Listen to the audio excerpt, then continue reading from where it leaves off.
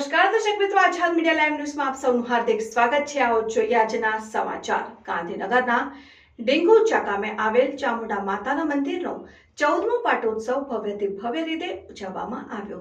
ગાંધીનગર જિલ્લાના ડીંગુચા ગામમાં આવેલ ચામુંડા માતાના મંદિરનો 14મો પાટોત્સવ દિવ્ય અને ભવ્ય રીતે ઉજવવામાં આવ્યો, જે અંતર્ગત વહેલી સવારે મંગળા આરતીથી શરૂ કરી યજ્ઞ પૂજા સહિત ધાર્મિક અનુષ્ઠાન કરવામાં આવ્યા, જેમાં મુખ્ય યજમાન તરીકે ઘનશ્યામભાઈ ગજ્જર સહિત મહાનુભાવો ઉપસ્થિત રહ્યા હતા।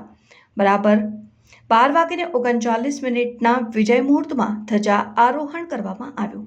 માતાજીની ચુંદડી અને શણગારના દાતાઓ દ્વારા પૂજા કરવામાં આવી। માતાજીના સેવક હેતલબેન ગજ્જર દ્વારા 1 કિલો ચાંદીની થાળી, બાળકી, ગ્લાસ, ચમચીનો સેટ ભેટમાં આપવામાં આવ્યો, જેમાં માતાજીને રાજભોગ થાળ ધરાવવામાં આવ્યો। આ ઉપરાંત મંદિરમાં અન્નપૂર્ણા હોલ બાંધકામ માટે રસિકભાઈ ગજ્જર દ્વારા 2,51,000 ભેટ આપવામાં આવ્યા।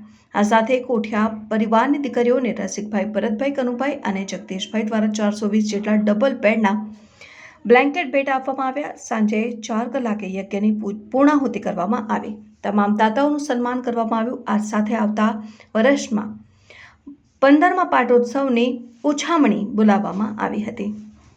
સેવાકીય પ્રવૃત્તિઓ સાથે ધર્મોત્સવની ઉજવણીને સાર્થક કરવા વિશ્વા ફાઉન્ડેશન દ્વારા રક્તદાન શિબિરનું આયોજન કરવામાં આવ્યું।